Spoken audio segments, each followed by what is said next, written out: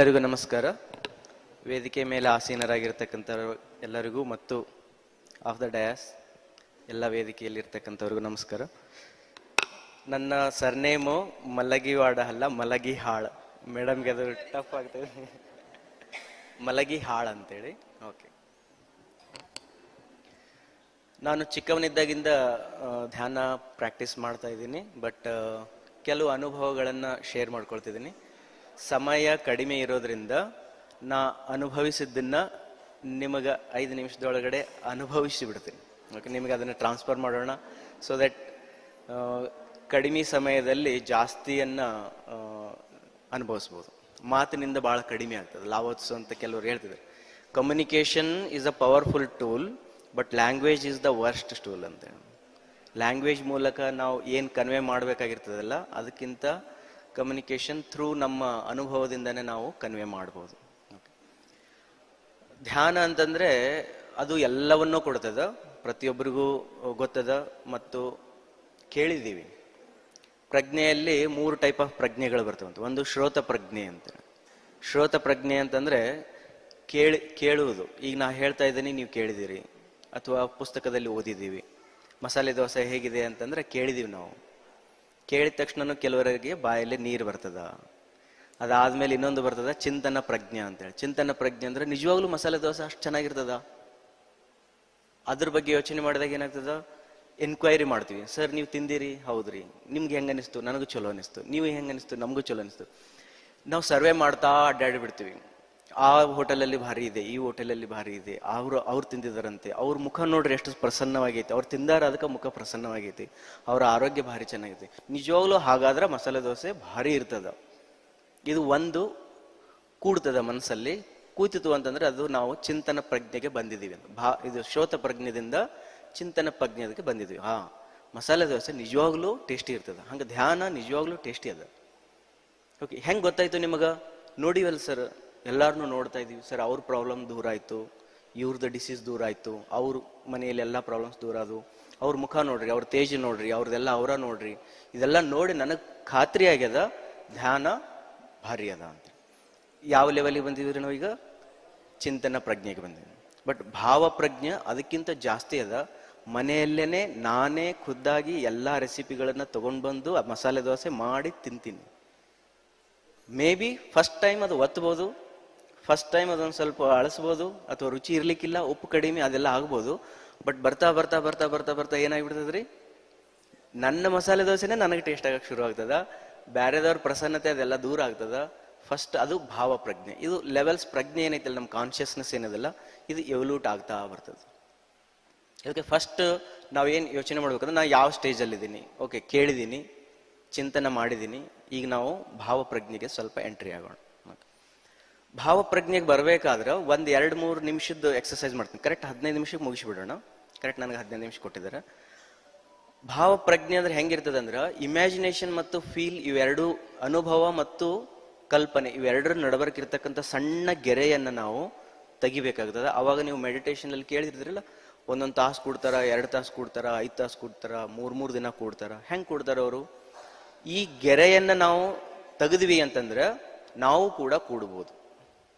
ನೋಡೋಣ್ರಿ, ಅದೇನು ಯಾವುದು? ಅನುಭವ ಮತ್ತು ಕಲ್ಪನೆ. ಓಕೆ, ಎಲ್ಲರೂ ಹಿಂಗ್ ಕೈ ಮಾಡ್ರಿ, ಹಿಂಗ್ ಕೈ ಹಿಡ್ಕೊಳ್ರಿ, ಕೈ ಹಿಡ್ಕೊಂಡ್ರಿ. ನಿಮ್ಮ ಕೈಯಲ್ಲಿ ಎಷ್ಟು ಬೆರಳುಗಳಿದಾವ? ಹೆಂಗ್ ಗೊತ್ತಾಯ್ತು? ಹೆಂಗ್ ಗೊತ್ತಾಯ್ತು? ನೋಡಿದೀವಿ, ಕೇಳಿದೀವಿ, ನೋಡಿದೀವಿ, ಅಥವಾ ಹಿಂಗೆಲ್ಲ ಮುಟ್ಕೊಂಡಿದೀವಿ, ಎಣಿಸಿದೀವಿ, ಇವೆಲ್ಲ ಅನುಭವಿಸಿದ್ವಿ. ನೋಡೋಣ್ರಿ, ಅನುಭವಿಸೋಣ. ಕಣ್ಣು ಮುಚ್ಕೊಳ್ರಿ. ನಿಮ್ಮ ಕೈ ಹಿಂಗಿರ್ಲಿ.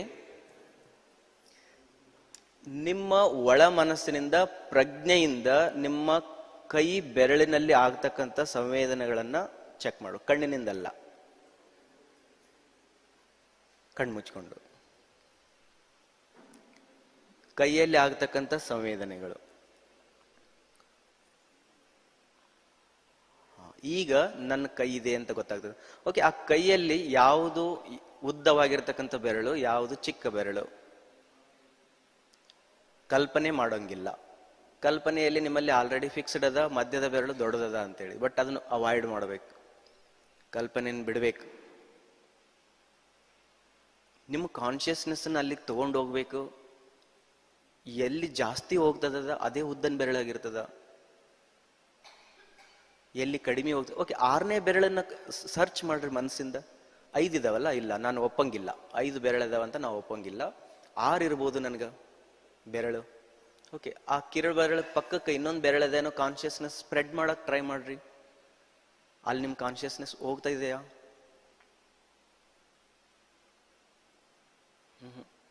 ಹೋಗ್ತಾ ಇಲ್ಲ, ವಾಪಸ್ ಬರ್ತಾ ಇದೆ. ಅಲ್ಲಿ ಏನೋ ನಿಮ್ಗೆ ಏನೂ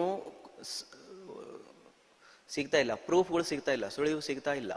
ಬಟ್ ಅದೇ ಕಿರುಬೆರಳಿಗೆ ಸಿಗ್ತಾ ಇದೆ, ಮಧ್ಯದ ಬೆರಳಿಗೆ ಸಿಗ್ತಾ ಇದೆ, ತೋರು ಬೆರಳು, ಎಲ್ಲಾ ಬೆರಳುಗಳಿಗೂ ಸಿಗ್ತಾ ಇದೆ, ಬೆರಳು ಗಂಟುಗಳಿಗೆ ಸಿಗ್ತಾ ಇದೆ. ಇನ್ನೂ ಸೂಕ್ಷ್ಮ ಮನಸ್ಸು ಮಾಡಿದ್ರೆ ಉಗುರನ್ನು ಕೂಡ ನೀವು ಅನುಭವಿಸಬಹುದು, ಅಂಗೈಯನ್ನು ಅನುಭವಿಸಬಹುದು, ಕೆಳಗಡೆ ಬೇರೆ ಈಗ ಮೊಣಕೈಯನ್ನು ಅನುಭವಿಸಬಹುದು. ಇಮ್ಯಾಜಿನ್ ಮಾಡಂಗಿಲ್ಲ, ರಟ್ಟೆಯನ್ನು ಅನುಭವಿಸಬಹುದು. ಓಕೆ, ಈಗ ನಿಧಾನವಾಗಿ ಕಣ್ಣುಗಳನ್ನು ತೆಗಿಬಹುದು.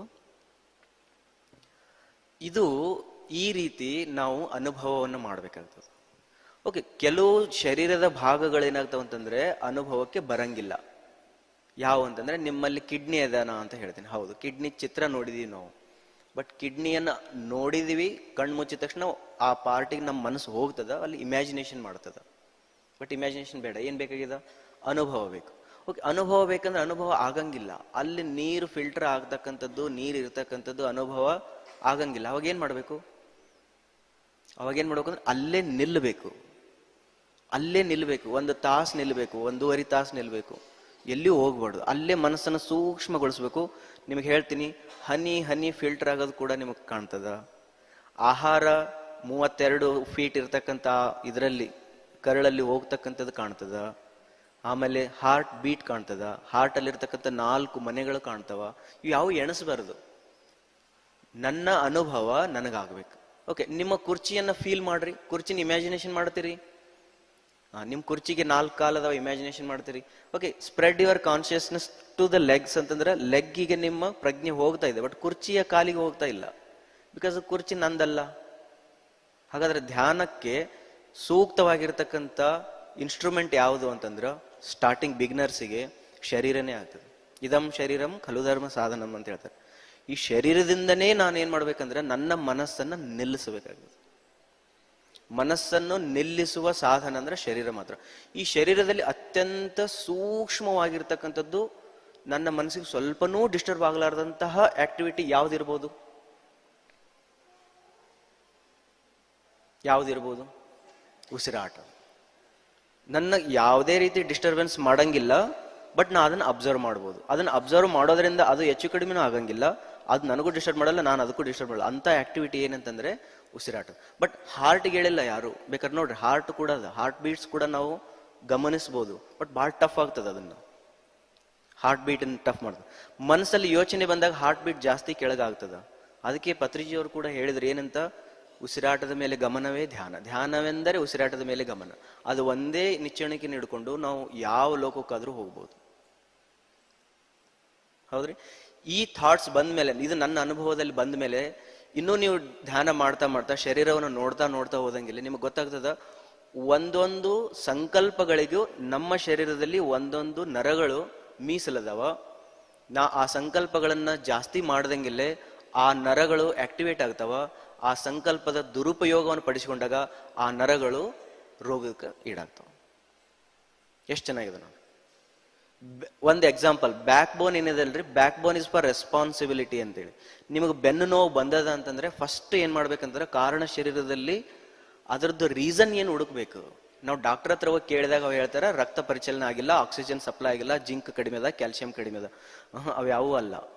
ಜಿಂಕ್ ಕಡಿಮೆ, ಕ್ಯಾಲ್ಸಿಯಂ ಕಡಿಮೆ, ರಕ್ತ ಪರಿಚಲನೆ ಇವುಗಳು ಹಿಂಗೆ ಆಗ್ಲಿ ಅಂತೇಳಿ ನಾನು ಅಟ್ರಾಕ್ಟ್ ಮಾಡ್ಕೊಂಡಿನಿ. ಹೆಂಗ ಅಂತಂದ್ರೆ, back bone is for responsibility. ಎಲ್ಲೆಲ್ಲಿ ಜವಾಬ್ದಾರಿಗಳನ್ನ ನಾನು ಅವಹೇಳನ ಮಾಡ್ತೀನಿ, ಜವಾಬ್ದಾರಿಗಳನ್ನ ತ್ಯಜಿಸ್ತೀನಿ, ಸರಿಯಾಗಿ ತಗೊಳಂಗಿಲ್ಲ, ಅವರಿಗೆ ಬ್ಯಾಕ್ ಬೇನ್ ಬರಕ್ ಶುರು ಆಗ್ತದ. ಹಾಗಾದ್ರೆ ರೆಸ್ಪಾನ್ಸಿಬಿಲಿಟಿ ನಾನು ದೂರ ಮಾಡಿದೆ, ಜಿಂಕ್ ನಾನೇ ಕಡಿಮೆ ಮಾಡ್ಕೊಂಡೆ. ರೆಸ್ಪಾನ್ಸಿಬಿಲಿಟಿ ದೂರ ಮಾಡಿದೆ, ಕ್ಯಾಲ್ಸಿಯಂ ನಾನೇ ಕಡಿಮೆ ಮಾಡ್ಕೊಂಡೆ, ಈಗ ಅದೇನಾಯ್ತದು ಬ್ಯಾಕ್ ಬೋನ್ ಆಗಿ ಬಂತು. ಈ ರೀತಿ ಒಂದೊಂದು ಯೋಚನೆಗಳು ಕೂಡ ನನ್ನ ಶರೀರದ ಪ್ರತಿಯೊಂದಕ್ಕೂ ಕೂಡ ಅಂಟುಕೊಂಡಿದಾವ. ನನ್ನಲ್ಲಿ ಏರುಪೇರು ಆಯ್ತು ಅಂದ್ರೆ ಆ ಶರೀರದಲ್ಲಿ ಏರುಪೇರು ಆಗ್ತದ. ನನ್ನಲ್ಲಿ ಪಾಸಿಟಿವ್ ಇತ್ತಂದ್ರೆ ಶರೀರದಲ್ಲಿ ಪಾಸಿಟಿವ್ ಬರ್ತದೆ, ನನ್ನಲ್ಲಿ ನೆಗೆಟಿವ್ ಆಗ್ತದೆ ಅಲ್ಲಿ ಡಿಸೀಸ್ ಬರ್ಲಿಕ್ಕೆ ಶುರು ಆಗುತ್ತೆ. ಇದು ಒಂದು ಫಾರ್ಮುಲಾನ ಕರೆಕ್ಟಾಗಿ ಇಟ್ಕೊಂಡ್ರೆ ನಾವು ಧ್ಯಾನದಿಂದ ಶರೀರವನ್ನು ಸುಧಾರಣೆ ಮಾಡೋದು ಅತ್ಯಂತ ಈಸಿಯ ಕೆಲಸ ಆಗ್ತದೆ. ಇದು ನನ್ನ ಅನುಭವದಲ್ಲಿ ಬಂದಿರತಕ್ಕಂಥದ್ದು. ಎರಡನೇ ಪಾಯಿಂಟ್ ಏನಂತಂದ್ರೆ, ಈ ಜಗತ್ತಿನಲ್ಲಿ ಏನೇ ನಾನು ನಿಮ್ಗೆ ಹೇಳಿದ್ರು ಕೂಡ ಅದಕ್ಕೆ ಪ್ರೂಫ್ ಕೊಡಬೇಕಾಗತ್ತೆ. ಹೌದ್ರಿ? ಈ ಮೈಕ್ ಅದ ಅಂತಂದ್ರೆ ಪ್ರೂಫ್ ಕೊಡ್ಬೇಕಾಗುತ್ತೆ. ಈ ಧ್ವನಿ ಇಷ್ಟು ದೊಡ್ಡದಾಗ್ತದ ಅಂತಂದ್ರೆ ಅದಕ್ಕೆ ಪ್ರೂಫ್ ಕೊಡ್ಬೇಕಾಗುತ್ತೆ, ಎಲೆಕ್ಟ್ರಾನಿಕ್ಸ್ ಅದೆಲ್ಲ ಯೂಸ್ ಮಾಡಿ. ಓಕೆ, ಇಲ್ಲಿ ಸ್ಟೇಜ್ ಮೇಲೆ 6 ಜನ ಕೂತ್ಕೊಂಡಿದಾರ ಅಂತಂದ್ರು ನಾನು ನಿಮಗೆ ಪ್ರೂಫ್ ಕೊಡ್ಬೇಕಾಗುತ್ತೆ, 1 2 3 4 ಅಂತ. ಸ್ಟೇಜ್ ಅದ ಅಂದ್ರೆ ಪ್ರೂಫ್ ಕೊಡ್ಬೇಕಾಗುತ್ತೆ. ನನ್ನ ಶರೀರ ನಾನು ಬದುಕಿದೀನಿ ಅನ್ನೋದಕ್ಕೂ ಒಂದು ಪ್ರೂಫ್ ಕೊಡ್ಬೇಕಾಗತ್ತ. ಹೌದ್ರಿ? ಹಿಂಗೆ ಮುಟ್ಕೊಳ್ತೀವಿ, ಹಾ ಬದುಕಿನಿ ಅಂತೇಳಿ, ಅಥವಾ ಉಸಿರು ನೋಡ್ತೀವಿ, ಪ್ರೂಫ್ ಕೊಡ್ಬೇಕು. ಈ ಜಗತ್ತಲ್ಲಿ ಯಾವ ವಿಷಯ ಪ್ರೂಫ್ ಬೇಕಾಗಿಲ್ಲ ಹೇಳ್ರಿ? ಯಾವ ವಿಷಯಕ್ಕೆ ಪ್ರೂಫೇ ಬೇಕಾಗಿಲ್ಲ? ಉಸಿರಾಟಕ್ಕೂ ಗಮನ ಕೊಡಬೇಕಾಗ್ತದ. ಬಿಯಾಂಡ್ ಇದು ಶ್ವಾಸ, ಬ್ರೀದಿಂಗ್ ಹೋಗೋಣ. ಯಾವ ವಿಷಯ ಈ ಜಗತ್ತಿನಲ್ಲಿ ಅದಕ್ಕೆ ಪ್ರೂಫ್ ಬೇಕಾಗೇ ಇಲ್ಲ. ಸಾವಿಗೆ, ಪ್ರಜ್ಞೆಗೆ, ಕರೆಕ್ಟ್ ಪ್ರಜ್ಞೆ ನೀವು ಅದೀರಿ ಅನ್ನೋದಕ್ಕೆ ನಿಮಗೂ ಪ್ರೂಫ್ ಬೇಕನ್ರಿ? ಓಕೆ, ನಾನು ಅದೀನಿ ಅಂತೇಳಿ ನಿಮಗೆ ಪ್ರೂವ್ ಮಾಡ್ಬೇಕಾಗ್ತದ. ಇಲ್ಲಿ ಏನೋ ಒಂದು ಕ್ವಾಂಟಮ್ ಫಿಸಿಕ್ಸ್ ಯೂಸ್ ಮಾಡಿ ಒಂದು ಪ್ರಾಜೆಕ್ಟ್ ನಿಂದಿರ್ಸಿರ್ಬೋದು, ಅದಕ್ಕೆ ಪ್ರೂಫ್ ಕೊಡ್ಬೇಕಾಗತ್ತೆ. ನೀವು ಮುಟ್ಟು ನೋಡ್ತೀರಿ ಜೀವಂತ ಅದಾರ್ರಿ, ಇದೇನು ಪ್ರೊಜೆಕ್ಟರ್ ಅಲ್ಲ ಅಂತ. 3D ಏನು ನಿಂದಿರ್ಸಿರ್ಬೋದಲ್ಲ, ಇಲ್ಲಿ 3D ರೋಬೋಟ್ ನಿಂದಿರ್ಸಿರ್ಬೋದು, ರಾಜಶೇಖರ್ ಅಂತೇಳಿ ಪ್ರೂಫ್ ಕೊಡ್ಬೇಕಾಗತ್ತೆ ನಾವು. ಬಟ್ ನಿಮಗೆ ಪ್ರೂಫ್ ಕೊಡೋ ಅವಶ್ಯಕತೆನೇ ಇಲ್ಲ. ಓಕೆ, ಅದನ್ನ ಏನಂತಾರೆ ಅಂದ್ರೆ ತತ್ರ ಸ್ಥಿತವು ಯತ್ನ. ನನಗೆ ಪ್ರೂಫ್ ಬೇಕಾಗಿಲ್ಲಲ್ಲ, ಹಂಗಾದ್ರೆ ನನ್ನ ಅರಿವಿಗೆ ನನಗೆ ಯಾವುದು ಪ್ರೂಫ್ ಬೇಕಾಗಿಲ್ಲಲ್ಲ, ಅಲ್ಲಿ ನಾನು ನಿಲ್ಲಬೇಕಾಗೈತೆ. ಹಂಗಾರೆ ಡೀಪ್ ಧ್ಯಾನದೊಳಗೆ ಹೋದಾಗ ಏನ್ ಸಿಗ್ತದೆ ಅಂದ್ರೆ ಅರಿವು ಸಿಗ್ತದ. ಆ ಅರಿವಿಗೆ ಯಾವುದೇ ಪ್ರೂಫ್ ಬೇಕಾಗಿಲ್ಲ. ಹಂಗಾರೆ ಮೈಂಡ್ ನಾನು ಅದೀನಿ ಅನ್ನೋದಕ್ಕೋಸ್ಕರ ಎದಕ್ಕೆ ಓಡಾಡಕತ್ತದ ಹೊರಗ? ಹಾಗಾದ್ರೆ ಓಡಾಡಕತ್ತದ ಅಂದ್ಮೇಲೆ ಡೆಫಿನೆಟ್ಲಿ ಅದು ಪ್ರೂಫ್ ಬ್ಯಾರೆದನ್ನ ಕೇಳಕತ್ತದ. ನನ್ನ ಅರಿವಿಗೆ ಪ್ರೂಫ್ ಅಂತ ಬೇಕಾಗಿಲ್ಲ. ಈ ಯೋಚನೆ ಬಂದಾಗ ಅದೇ ಸ್ಥಿತಿಯಲ್ಲೇನೆ ನಿಲ್ಲೋದನ್ನೇ ಅಭ್ಯಾಸ. ಪತಂಜಲಿ ಅವರು ಹೇಳ್ತಾರೆ ಅಭ್ಯಾಸ ಅಂದ್ರೆ ಏನು ಅಂತ ಕೇಳಿದ್ರೆ, ಈಗ ಅಭ್ಯಾಸ ಮಾಡ್ಬೇಕಲ್ರಿ, ಪ್ರಾಕ್ಟೀಸ್ ಮಾಡ್ಬೇಕು, ಎಲ್ಲರೂ ಎಕ್ಸರ್ಸೈಸ್ ಮಾಡ್ಬೇಕು. ಅಭ್ಯಾಸ ಅಂದ್ರೆ ಏನು ಅಂತ ಕೇಳಿದಾಗ ಅವ್ರು ಒಂದೇ ಹೇಳಿದ್ರು, ತತ್ರ ಸ್ಥಿತವು ಯತ್ನ ಅಭ್ಯಾಸ. ಅಲ್ಲಿ ನಿಲ್ಲುವ ಪ್ರಯತ್ನವೇ ಅಭ್ಯಾಸ. ಎಲ್ಲಿ ನಿಲ್ಲುವ ಪ್ರಯತ್ನ? ನಾನು ಇದ್ದೇನೆ, ನಾನು ಅದಿನಲ್ಲ, ಅಲ್ಲೇ ನಿಲ್ಲುವ ಪ್ರಯತ್ನವೇ ಅಭ್ಯಾಸ. ಅಲ್ಲೇ ನಿಂತು ಬಿಟ್ರೆ ಉಳಿದ ಯಾವ ವೃತ್ತಿಗಳನ್ನು ಕೂಡ ಎದ್ದೇಳಂಗಿಲ್ಲ. ಈ ರೀತಿ ನಾವು ಧ್ಯಾನದಲ್ಲಿ ನಿಮ್ಗೆ ಎಷ್ಟು ತಾಸು ಬೇಕು, ಎಷ್ಟು ನಿಮಿಷ ಬೇಕು, ಎಷ್ಟು ಸೆಕೆಂಡ್ ಬೇಕು, ಧ್ಯಾನ ಬರೀ ತಾಸುಗಟ್ಟಲೆ ಮಾಡೋ ಅವಶ್ಯಕತೆ ಇಲ್ಲ. ಒಂದೇ ಸೆಕೆಂಡಲ್ಲೂ ಕೂಡ ಅದೇ ಅನುಭವನ ಪಡಿಬೋದು, 5 ತಾಸಲ್ಲೂ ಕೂಡ ಅದೇ ಅನುಭವನ ಪಡಿಬೋದು. ಹಾಗಾದ್ರೆ ಪಡಿಲಿಕ್ಕೆ ಒಂದೇ, ಯತ್ರ ಸ್ಥಿತವು ಯತ್ನ. ತತ್ರ ಸ್ಥಿತವು ಯತ್ನ, ನಿಂತೆ. ನನಗೆ ಯಾವುದು ಅರಿವು ಬೇಕಾಗಿಲ್ಲ, ನಾನು ಅದಿನಂತ ಯಾರಿಗೂ ಪ್ರೂವ್ ಮಾಡೋದು ಬೇಕಾಗಿಲ್ಲ. ಅಲ್ಲೇ ನಿಲ್ಲೋದು ಏನಂತಂದ್ರೆ ಧ್ಯಾನ.